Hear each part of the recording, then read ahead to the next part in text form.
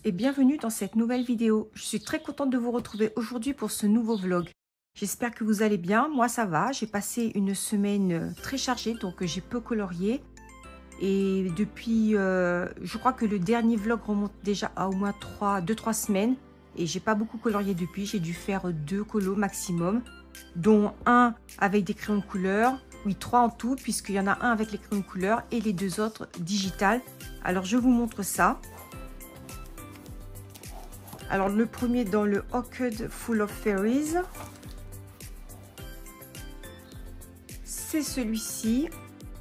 Certains l'ont peut-être probablement déjà vu puisque je l'ai posté sur Insta.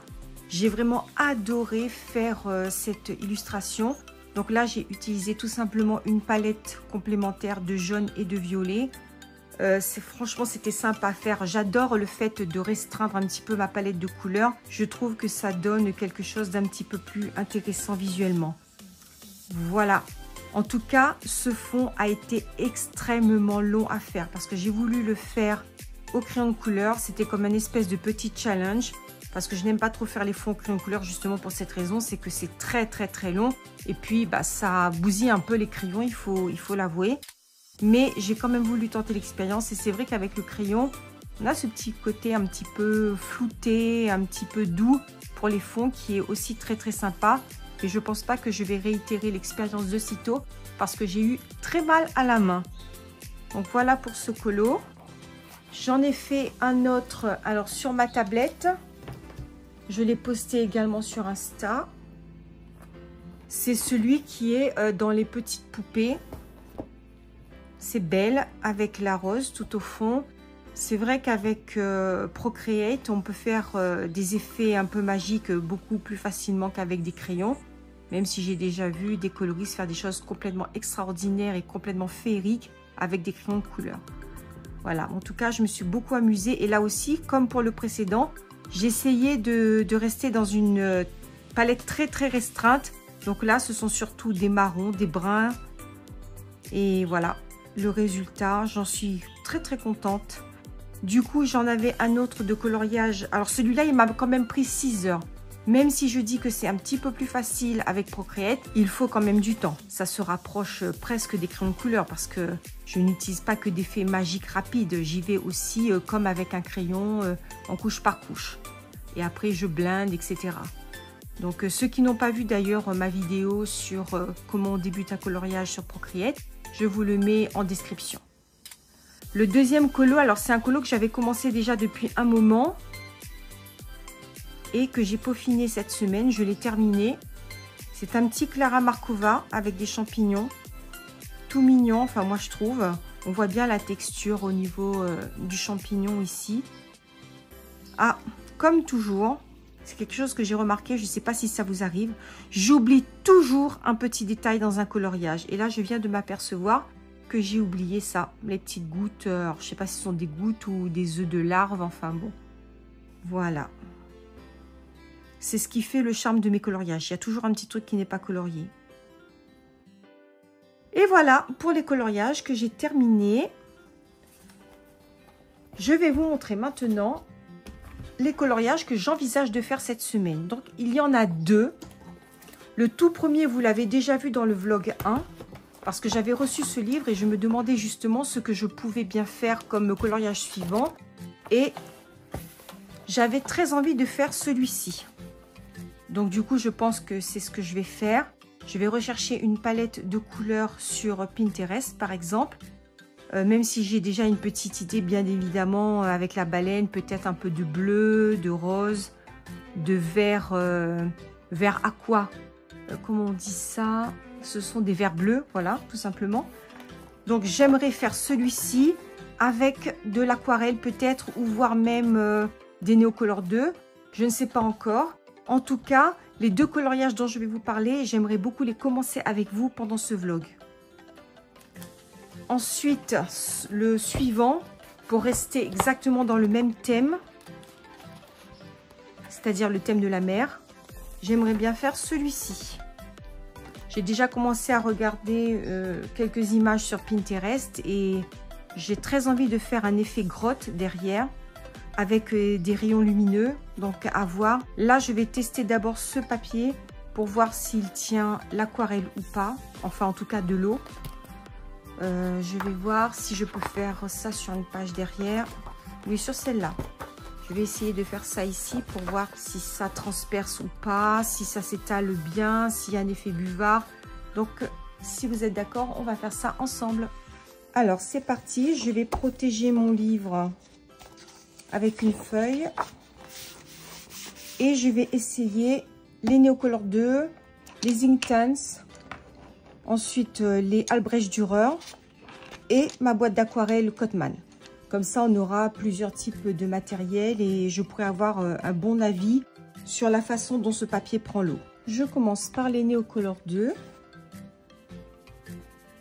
en appuyant suffisamment pour avoir beaucoup de couleurs. Et je vais faire un petit dégradé.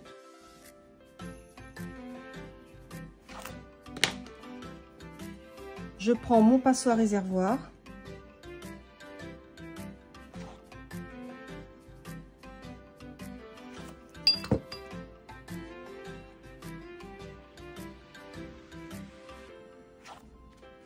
Je trouve que la couleur se diffuse quand même plutôt pas mal. Il n'y a pas trop d'effet absorbant.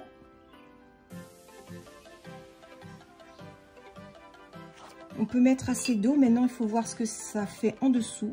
On verra. En tout cas, c'est pas mal du tout. Je vais zoomer un petit peu pour que vous puissiez mieux voir. Et derrière.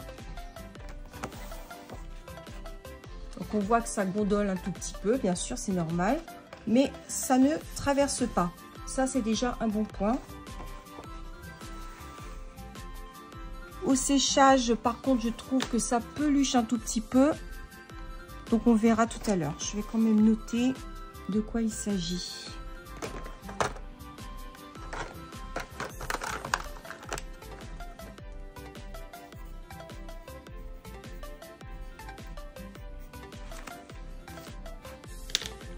Je vais continuer avec de l'aquarelle. Un petit rouge, par exemple.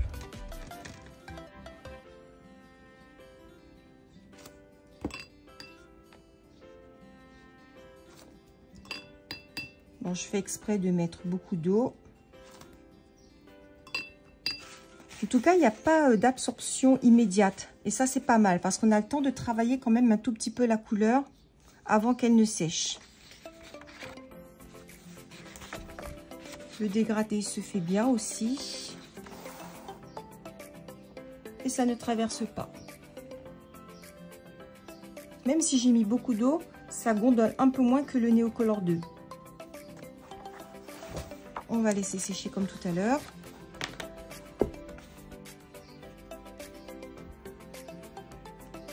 Je vais prendre mes Inktense.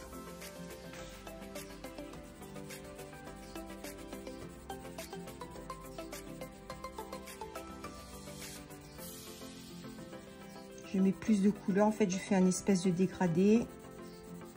Et je viens de plus en plus clair. Ça permet de voir comment réagit le papier quand il n'y a pas beaucoup de pigments et quand il y en a un peu plus.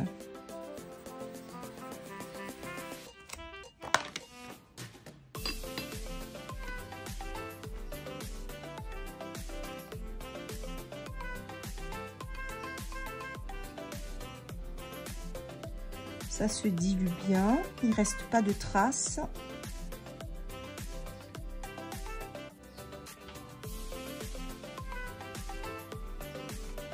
Bon, on voit par contre que si on insiste un peu trop, le papier a tendance à pelucher.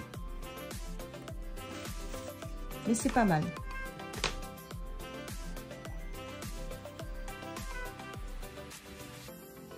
Et je termine par les Albrecht Dürer. Alors là, j'ai pris un rouge et un rose. J'essaye d'appuyer assez fort pour voir si le papier marque ou pas. Oh, c'est pas trop mal, hein. Voilà. C'est pas incroyable, bien sûr, ce n'est pas du papier. Je ne sais pas si vous avez vu, là, c'était peut-être hors champ. En tout cas, ce que je peux dire, c'est que ce n'est pas du papier aquarelle, ça c'est sûr. Mais c'est quand même pas mal. Ce que je pense surtout, c'est qu'il faudra vraiment pas trop insister au même endroit parce que le papier a tendance à pelucher légèrement. Et derrière, c'est gondolé pour les 4 types de matériel.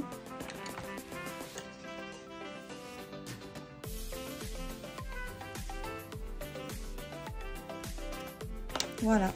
Bon. En tout cas, je dirais que c'est possible. On peut utiliser de l'eau avec minutie, ça c'est sûr, et peut-être pas partout. Peut-être rajouter du crayon par-dessus après au lieu de remettre encore de l'eau. Ce serait pas une mauvaise idée. Donc pour ce livre, je vais faire ça. Et pour ce colo,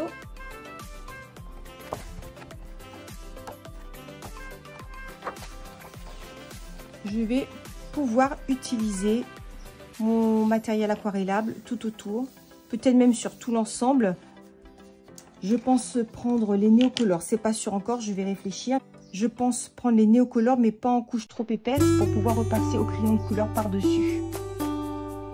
Je vous montre l'image de référence pour ce colo.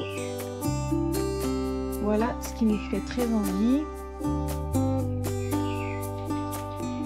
C'est d'avoir une grotte comme ça. Ah zut, je l'ai perdu. Non, c'est bon.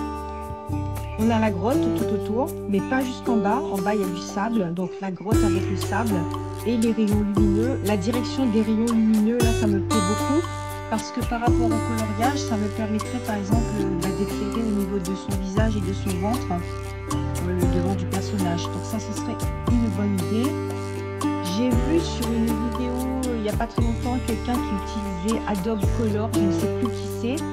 Et je suis allée voir et franchement c'est excellent. Donc à partir de l'image, alors je vais ouvrir Adobe Color pour que vous puissiez voir.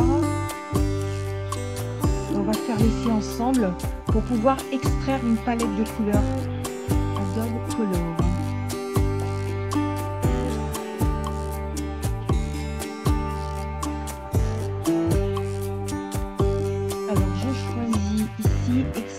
Des thèmes et des couleurs. Visite, saphir, on y va. Je choisis la photo que j'ai déjà au préalable enregistrée, elle est là. Donne. Et voilà, elle apparaît tout de suite sur Adobe Color. Et là, vous voyez, on a 4 points de couleur et on peut déplacer et ça change la couleur ici au niveau de la palette. Par exemple, alors pour la grotte, il me faut cette couleur, donc c'est une couleur très sombre. Je pense que je vais prendre un bleu nuit. Et plus je me rapproche de l'extérieur, plus le bleu s'éclaircit. Là, on voit les changements ici. Voilà, donc ça c'est pas mal. Après, je peux choisir des teintes pour l'eau. Et aussi, alors là, on voit qu'il n'y a pas de rouge ni de orange sélectionné. Pourtant, ils sont bien présents dans l'image. Donc, je peux emmener mon curseur sur le rouge pour savoir exactement de quel type de rouge il s'agit. Si j'arrive à le mettre dessus. Mais ça n'a pas l'air facile. Voilà. Par exemple, ce rouge-là. Et ici, un orange. Est-ce que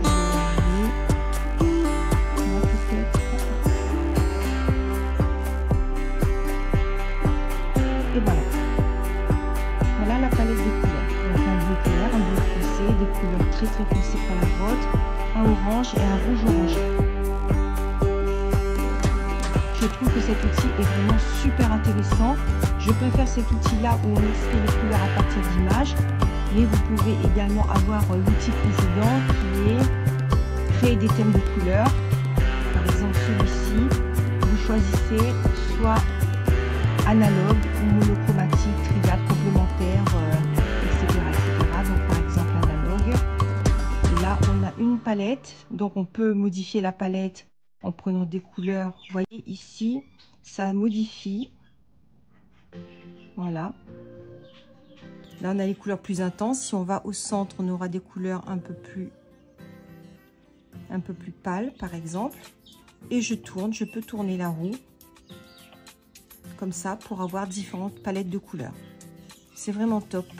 Donc je remercie la personne qui a mis ça en ligne. Je ne sais pas qui c'est, mais si jamais elle passe par là, ce serait gentil de me faire un petit coucou pour que je puisse te dire merci.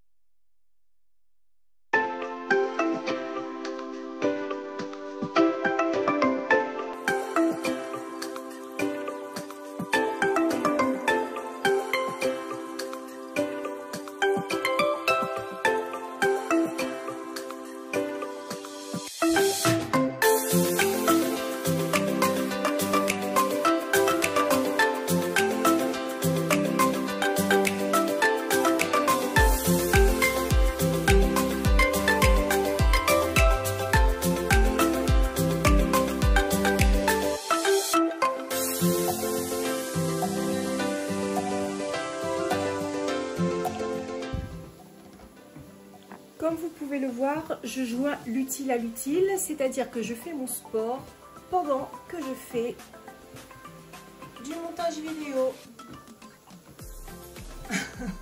Alors je suis désolée pour le bruit de mon tapis de marche en même temps que je parle. Je voulais vous montrer que je fais du montage vidéo pour le courant de la semaine, même beaucoup de montage vidéo. Je dirais même encore plus de montage que de coloriage. Ça me prend énormément de temps. Comme j'essaye de sortir actuellement à peu près 1 à 2 vidéos par semaine, j'ai pour 1 à 2 journées pleines de montage. C'est vraiment chronophage. Et c'est vrai que nous, les colorieurs et colorieuses, on a tendance à être un peu statique parce qu'on reste assis pour pouvoir colorier, etc. Et c'est pour ça que j'ai acheté ce petit tapis pour pouvoir marcher et me dépenser quand même un tout petit peu en même temps que je fais mes activités. Alors pour colorier, c'est un peu plus difficile, je le reconnais. Mais par contre, pour faire du montage vidéo, ça passe très très bien. Parfois, je me rends compte que je fais 1 heure de tapis sans vraiment m'en rendre compte finalement. Voilà, je voulais vous parler d'une petite chose concernant les vidéos tuto que je fais actuellement. Je remarque qu'il y a quand même peu de vues sur ce type de vidéo. Je sais que certains d'entre vous êtes intéressés par ce contenu.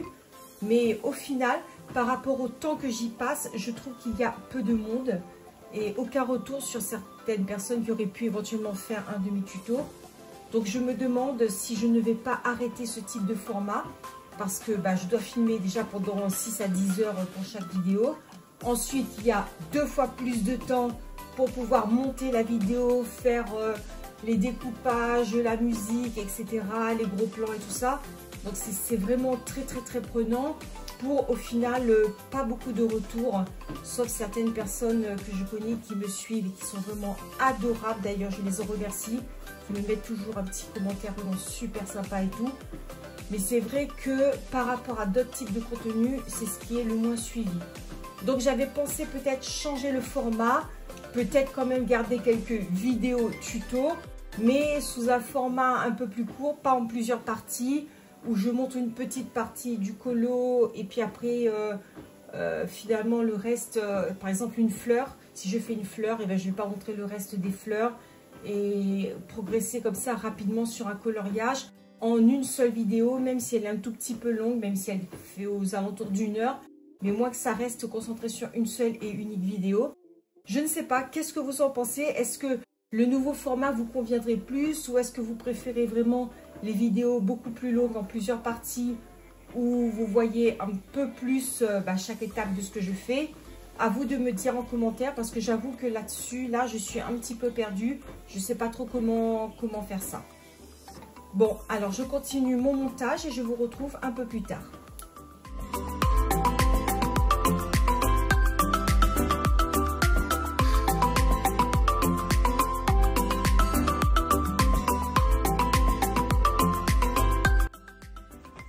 Je vous retrouve le lendemain, voilà où j'en suis. Alors, je dois avouer que je ne suis pas très satisfaite de ce que j'ai fait. En fait, j'ai découvert quelque chose sur ce papier, c'est qu'après avoir passé une couche de matériel aquarellable, peu importe lequel, que ça soit le Neocolor 2 par exemple que j'ai mis tout autour, ou bien l'aquarelle Cotman ici. Et j'en ai mis en fait partout sur le personnage parce que je voulais garder quelques teintes bleues pour montrer qu'elle est sous l'eau. Et malheureusement, repasser du crayon de couleur par-dessus, c'est presque impossible.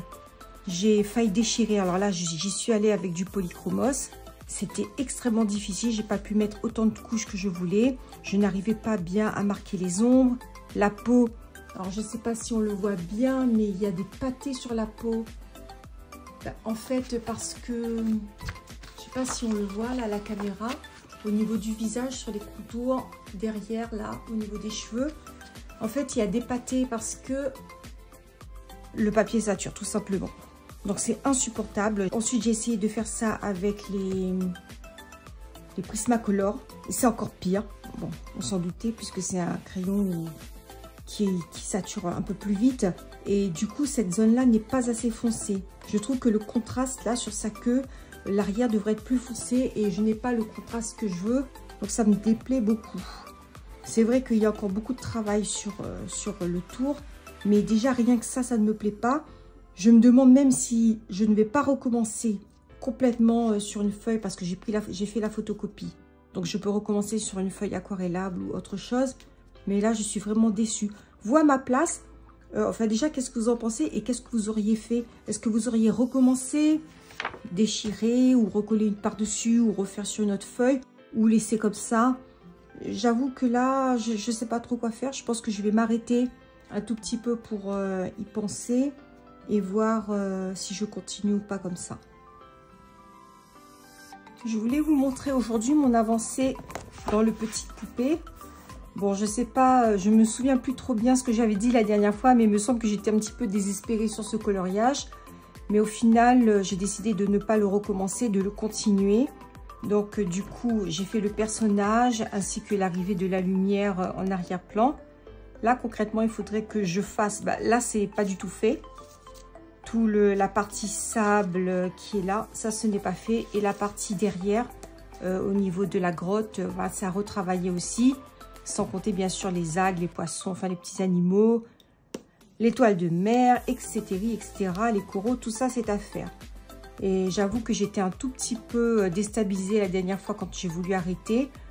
Et pour éviter ça, ce que j'ai fait pour me sentir un petit peu plus à l'aise avec ça, j'ai noté tous mes combos dans mon petit carnet. Il est là. Voilà, petite poupée. Donc là, j'ai noté tous mes combos.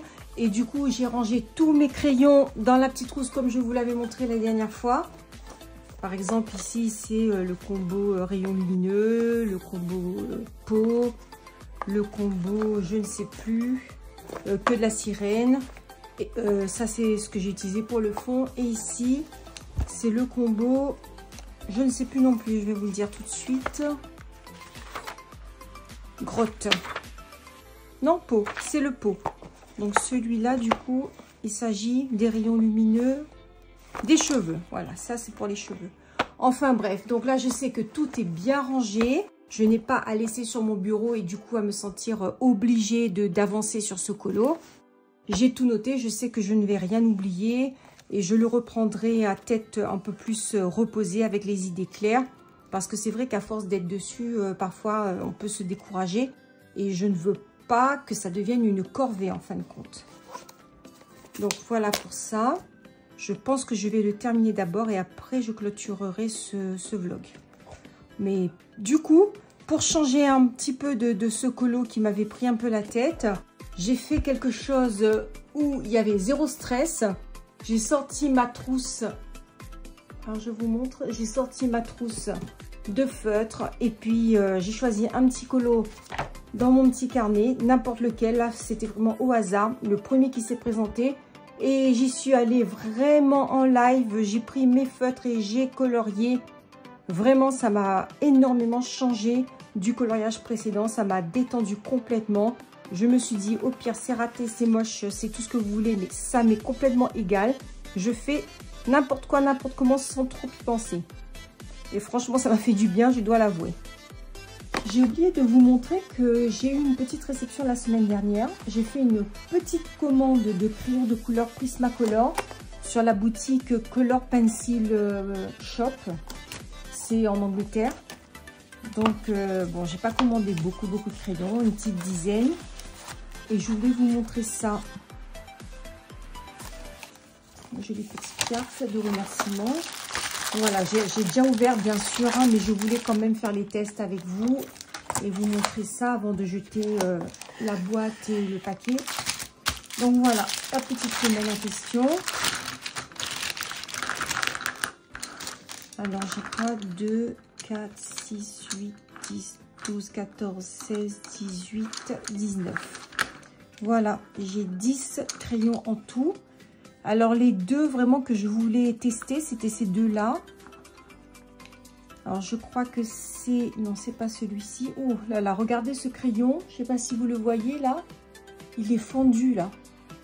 Très abîmé. J'espère que ça ne va pas mettre le crayon en péril et qu'il va tenir bon jusqu'au bout. Donc, les deux que je voulais tester, c'était ceux-là. Le orchide et le améthyste. Parce qu'en fait, apparemment, Prismacolor ne fait plus le lilas et le lavande. Bon, moi, j'ai un petit stock de lilas et de lavande que j'avais fait depuis longtemps, avant la rupture en question. Mais j'avais quand même envie de tester les nouvelles couleurs et voir la différence par rapport au lavande et au lilas. Donc là, c'est l'orchide. Très, très belle couleur, j'adore. Pour faire des combos fleurs, ça doit être magnifique. Et celui-là, c'est le améthyste. Du coup, je vais comparer avec... Alors, celui-là, c'est orchide. Et celui-là, améthyste. Alors, voyons voir avec le lavande.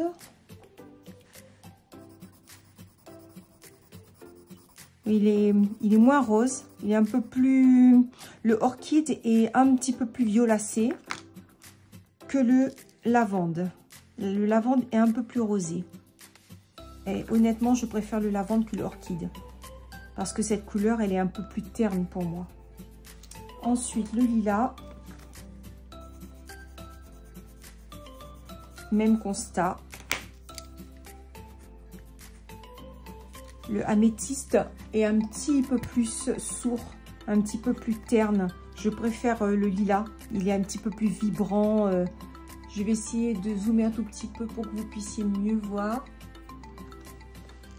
Voilà.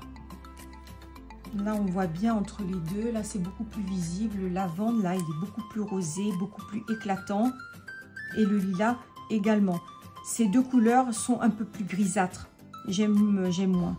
Heureusement que je n'en ai pris que 2. Et surtout, heureusement que j'ai un petit stock de lavande et de lilas. Je vais ranger tout ça dans ma trousse et je vous dis à plus tard. On se retrouve le lendemain pour une petite balade à Saint-Louis. C'est une ville qui se trouve dans le sud-sud-ouest de la Réunion. Et là, je suis à un endroit qui s'appelle l'étang du Gol.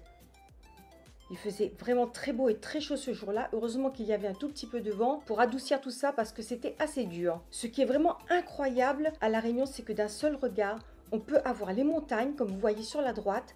En face de moi, un étang. Et sur la gauche, vous avez la mer. C'est juste magnifique. Je vais conclure ce vlog ici. Je n'ai pas pu finir les colos en cours, mais comme le coloriage n'est pas une course et devrait rester un plaisir, je vais prendre mon temps tout simplement. Je vous remercie d'avoir regardé jusqu'au bout et je vous dis à très bientôt pour un prochain vlog. Bye bye!